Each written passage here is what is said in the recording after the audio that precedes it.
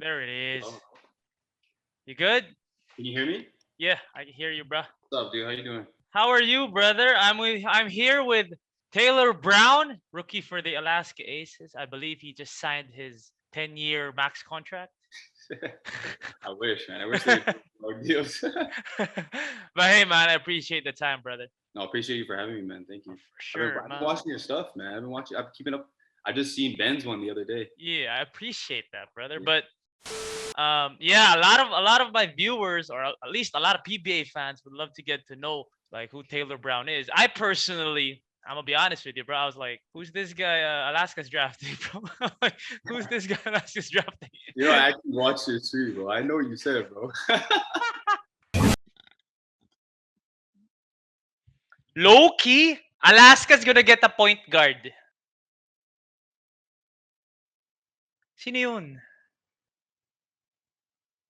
Putang ina, sino to si Chris Brown? Sino ba to? Like sikat siya eh. Hindi ko lang siya kilala, bro. Si Chris Brown. Shooter ba to? Si Chris Brown? Hey, I can't even hate though because honestly, that's like one of my favorite artists. So Bro, it's the same as you and Brian. I'm like, who's this guy?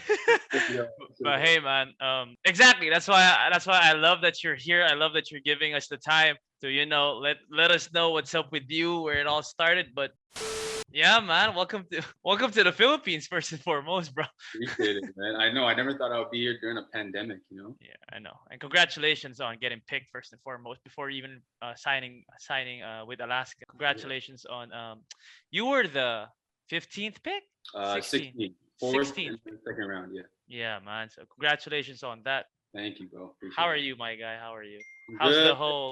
the whole process, man? I mean, it's crazy. I mean, just the whole draft process, how it got postponed, and then just the whole situation right now, being with the pandemic and how everything went on. I mean, Metro Manila went on like GCQ, so like we can't even practice right now. Like we were practicing, and then it got canceled, and then now we haven't been practicing because we practice in Mandaluyong. So I think that's a part of the because I know that some teams in like Pasig you're still Yep. allowed to, but Yep. we're not allowed to right now. So it kind of sucks. It's Yeah, like that's annoying because it's like I get once I get in the team, I signed it, and then now it's like I want to get going, but it's like we can't even yeah, do anything. yeah, that's exactly what Ben was saying. But let's go way back first. Like we just want to get to know you first. Like Yeah. where did it start, brother? Where did you like grow up? Where did you start playing basketball? When was the whole thing? Yeah. So I kind of grew up around basketball. My mom had pictures when I was like really young of me with a basketball in my hands. But where it really got serious was in the sixth grade. I actually joined a like a little club team for grade schoolers. It was for the little grade school team of the future high school that I was going to. It was like a Okay. little private school. It's called Holy Cross Junior Crusaders because it was the Holy Cross Crusaders was the high school. So I started playing there, and then the coaches on that team were also the coaches for the high school team because they would just do this on the side. We'd only play on Sundays and stuff, so they wouldn't have games during the high school season. And then from there, the coach was like, "Hey, like, are you gonna come to Holy Cross, which is the high school?" And I always had plans of going there because I went to the church, so I grew up Catholic, and it was a private high school. So I ended up going there. I played on the senior varsity team in the ninth grade, and then just worked my way up. And we actually came second place in my grade 11 year in the top division because we were at the 2A level. I don't know how it works out here, Yeah. but we were at the 2A level, and then we moved up to the 4A in my grade 11 year. Nice. So we made a big push because we were like a really small school.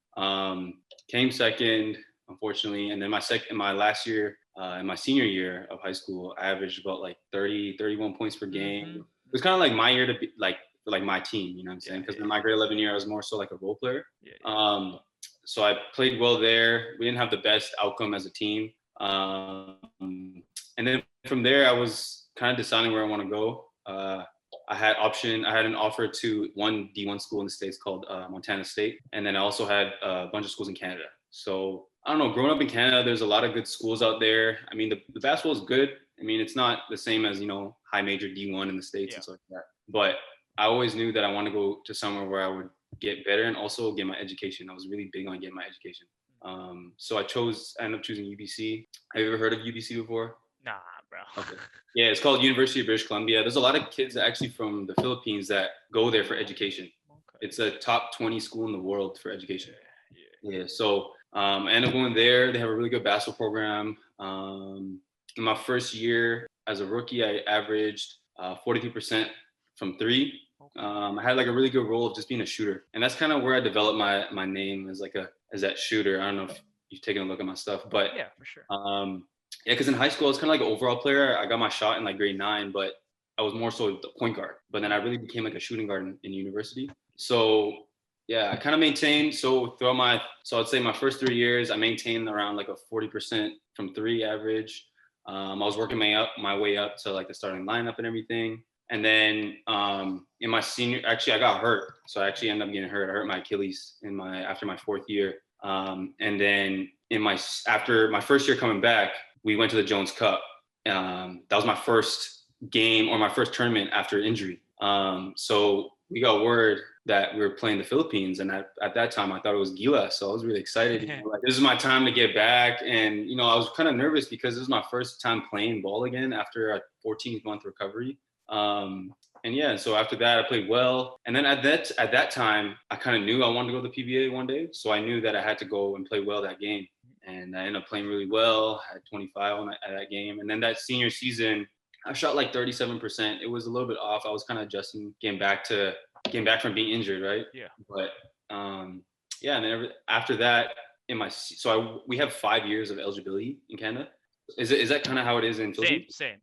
Right. Yeah. So we in my senior year, which was in 2020, the season got canceled because of COVID.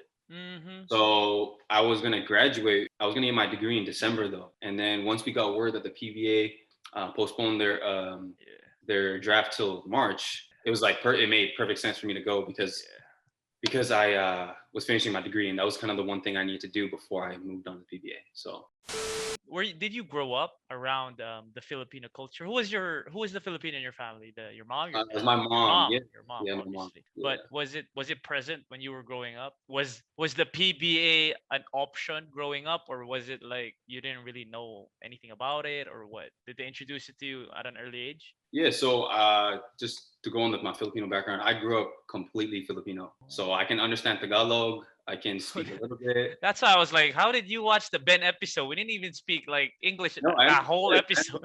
episode. I know, bro.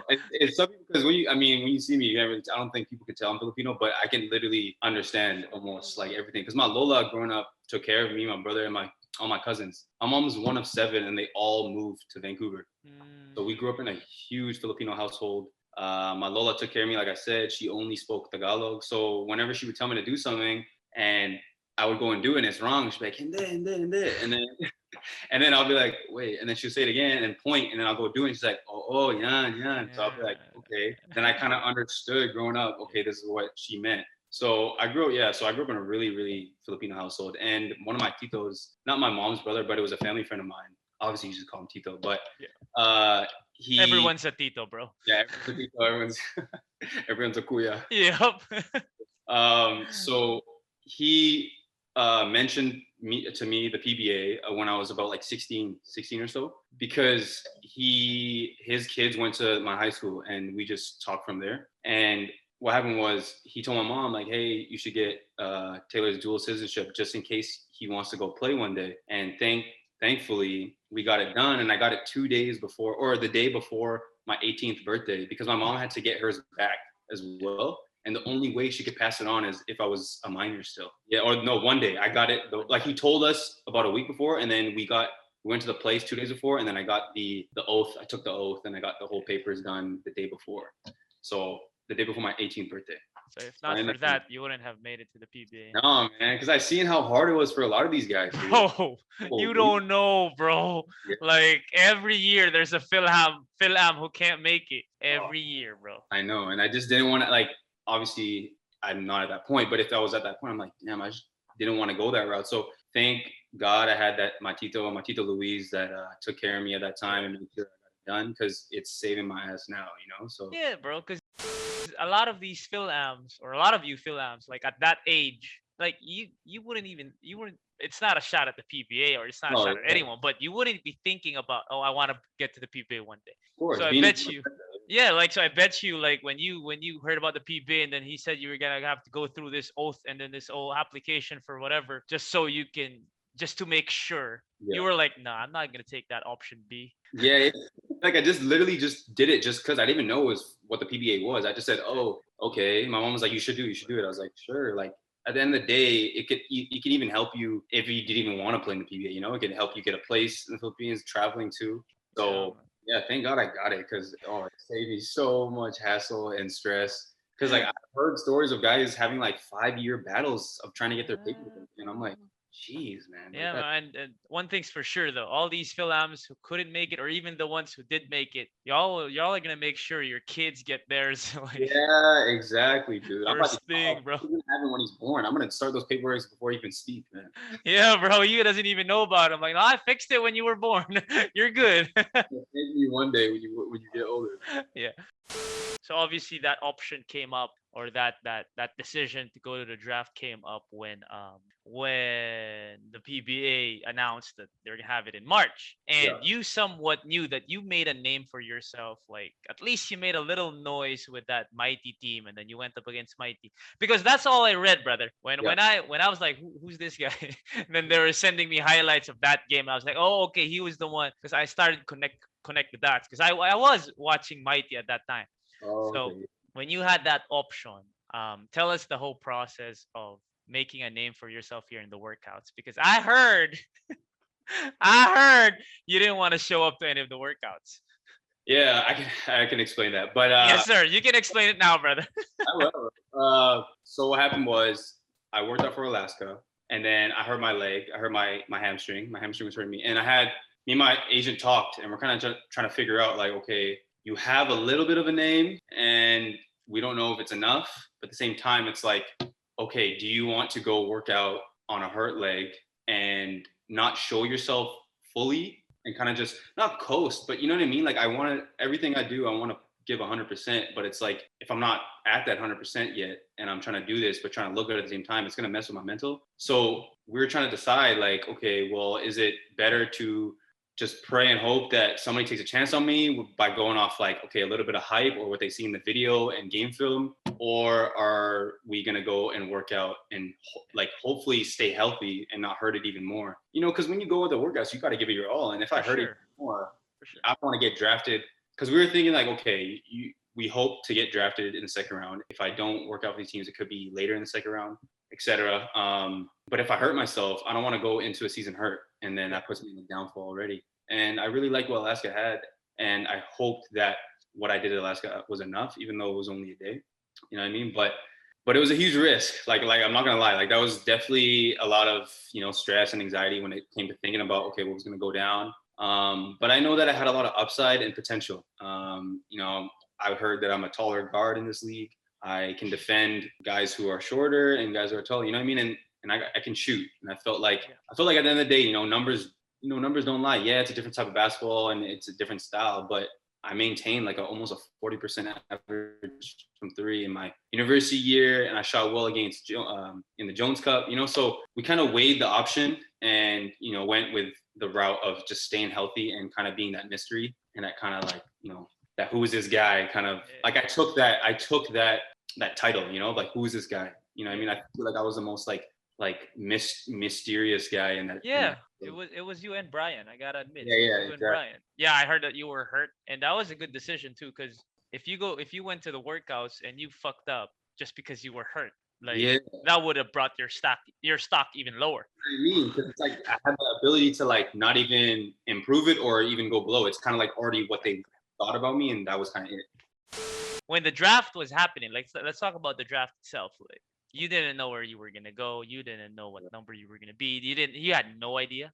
I didn't really, I know I had no idea because the mock drafts were coming out, and I was at first they had me at like 22 or something like that, Yeah. and then it kept going lower. And then when they found out that I made the final list, I got down all the way down to like 15 at one point in some mock draft. So I was like, okay, we might have an idea between maybe like because my agent said that like there are some teams that are interested in me and they were kind of considering me for their first round as a first round pick if I worked out for them type stuff. So you know what I mean? So we're like, okay, there could be some interest in the first round. They might take a chance, but I doubt that they'll actually pick someone they haven't seen in the first round, So Yeah, it was a toss up between maybe I would say like anywhere from 14 to like 20 some, you know. So Yeah. we thought in between there, but man, the anxiety I had at that draft, like I don't know if you've seen the video after I got when I got drafted, I was like like I took a deep breath. I was like, all right, like Alaska Aces picks Taylor Browne.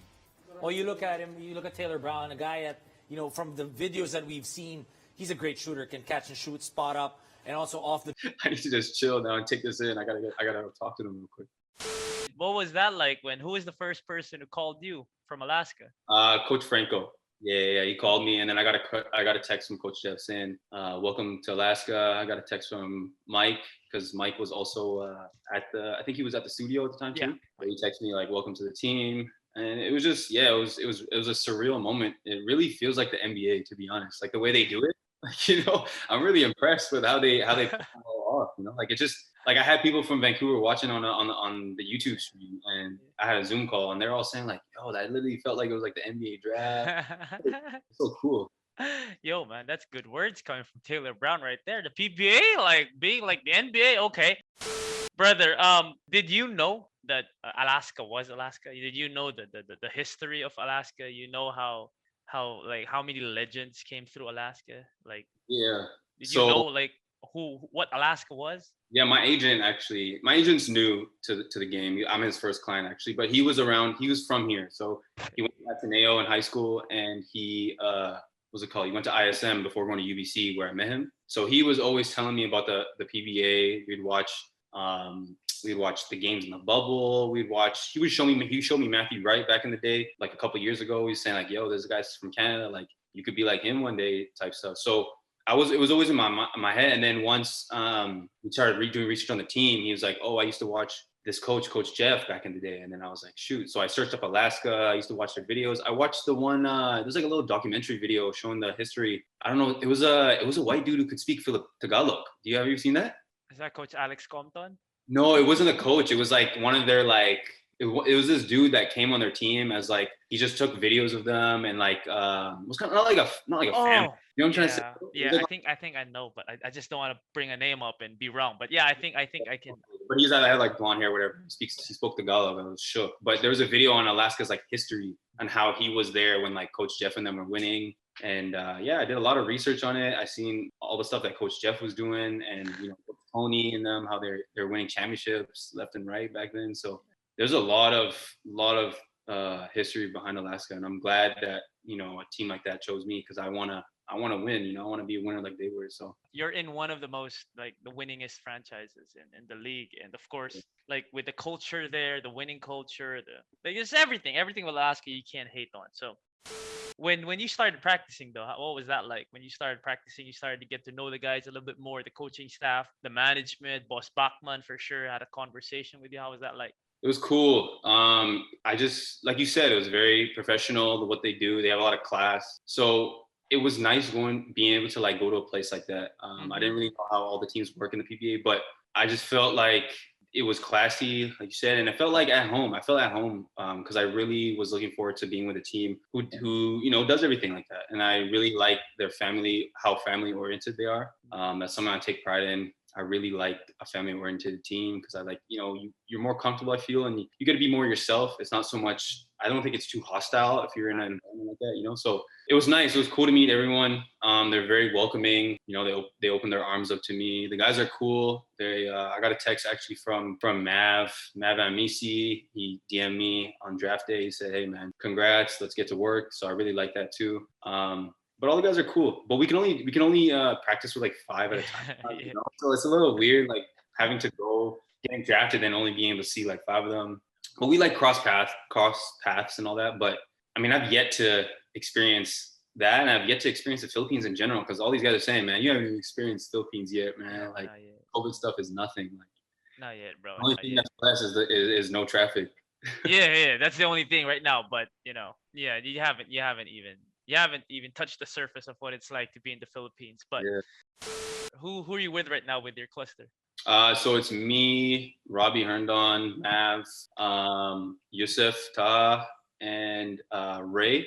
Ray Public. Is it Publico? Publico, yeah, Ray Publico. Man, Yeah. you're with vets though. I mean, Robbie's been a vet. Robbie's been in the league for a while now. Amav and also Yusuf Taha who's coming back. Ray Yeah. Publico is somewhat like I think he's sophomore, but Yeah. still, bro, like you're with guys who've been in the league. What are the conversations like with these vets? Yeah, so I'm just like picking their brains. I knew that like I don't know the type of personality I have is I don't come in with no ego. I just come in vulnerable and just wanting to learn and to soak everything in because I haven't played here before. This is my first time here in a while. So I just asked them questions like, okay, what do you think of this? And they're very open to teaching me, and they really like that they like that they can be resourceful for me, and they feel like I'm that type of rookie that's like that will do what they need from me, and won't be like, nah, I'm not doing that. I'm too cool for this. Like, you know what I mean? Like, how there's those type of guys. Like, you've been on teams, right? Like, For sure, for sure. those I was guys- like that.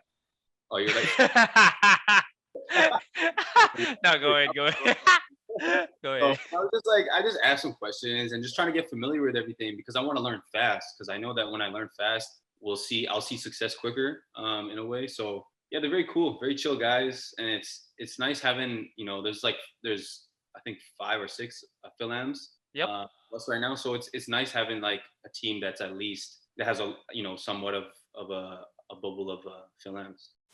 With Alaska, what I've seen the past couple of seasons is, yeah, they've been struggling. I mean, they haven't really touched or they haven't really been on that level that they were before when they were winning all those chips. But they're somewhat rebuilding with new guys come in. They let go of their superstar just a couple months ago.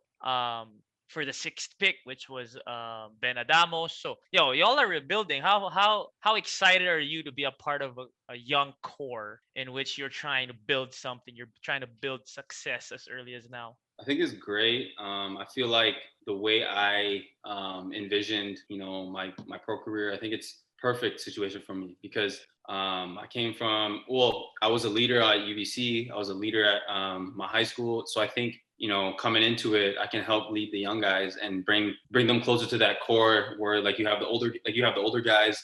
Everyone's going into the middle. You know what I mean? I think I think it's a great situation for me to build with the guys, to learn as much and not have that kind of there's like those established veterans where it's like as a rookie you're kind of scared to like even ask them anything, so it's like it's nice that there's a lot of guys in the middle that have a couple of years experience and that are able to show me the ropes kind of thing where I don't have to feel like I'm hesitant about asking them or something like that. Because when you have their older vets, I feel like if you have like guys on like Ginebra, I feel like it'll be a little tough because they have their their established group already. Yeah.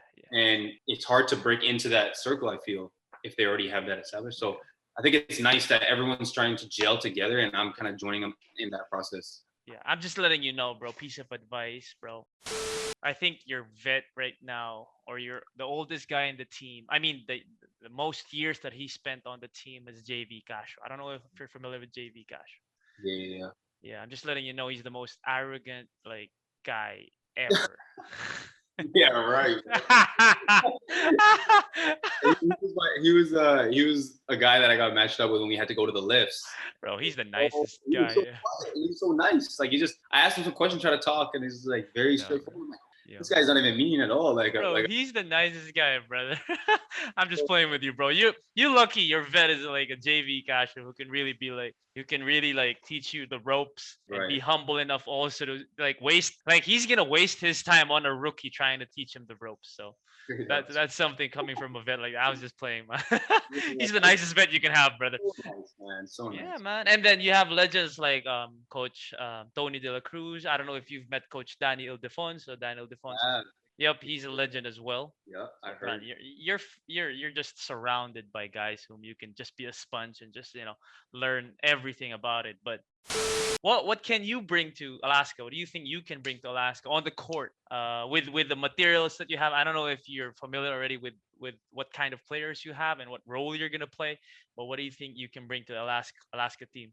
I think what I can bring is energy, and some poise. Being a young guy, I think coming in here, I have I'm trying to be that guy can hit shots. If you want to classify it, I think I can bring a 3-and-D style. Okay. But in terms of like the outside stuff, I think I can bring some leadership. Yeah. Like some vocal stuff.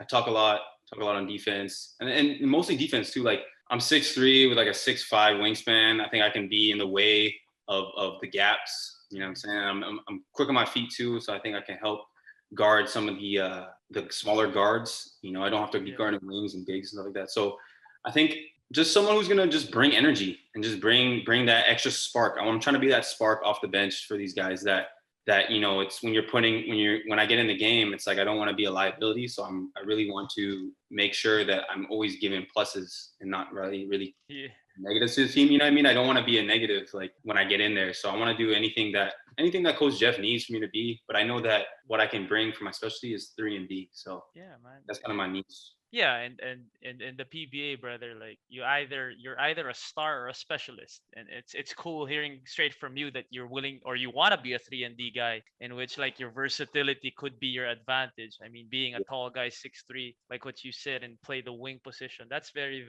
that's exciting for all Alaska fans for sure. And man, I'm just giving you the time right now to just say what's up to everyone who was part of your journey to finally make it to the league. I don't know how fast or how short or how long that process was to get in the league, but yeah, man, just say what's up. And also, man, you're Alaska fans. I'm telling you, bro, Alaska fans are on my comment section asking me about a certain Taylor Browne. I'm like, who's Taylor Browne? I'm just kidding, bro. Hold up. No, it's actually funny because a guy actually messaged me saying, "Oh, I hope to see you on Sir Mikey's podcast," and then boom, 2 hours later, you messaged me. I'm like, "Oh, that's funny, man." So I just want to say shout out to all the Alaska Aces fans. It's Taylor Browne here. I just want to let you guys know that I'm coming to bring a good work ethic and to bring some good energy and hopefully win a championship with the team. I just want to thank everyone who has been through me throughout this journey. It's been a long journey, but we made it here now, and I'm excited to get everything started. I'm just excited for you being part of a young core, brother. I mean, we don't know what we can expect from Alaska, to be honest with you. Like coming into this season, especially without losing Vic Manuel. I don't know how familiar you are with Vic Manuel, but like the past few years, you knew that what was going to happen. Like Vic Manuel was the focal point of the offense. And now it's just exciting, especially because I've been in constant communication with Coach Jeffrey Carriazo. And he was also like, I can see the excitement in his, like the way he talks and the way he's excited for this season. I was telling him, yo, maybe you should take a look at this Taylor Browne. I know a lot about him. Like, I'm just playing, bro. I'm just playing, bro. I'm gonna be honest with you, bro. I'm not even gonna lie. I was like, sino yun? Putang ina, sino to si Chris Browne? Sino ba to? Like si Kat siya. Hindi ko lang siya kilala, bro. Si Chris Browne. Shooter ba to? Si Chris Browne?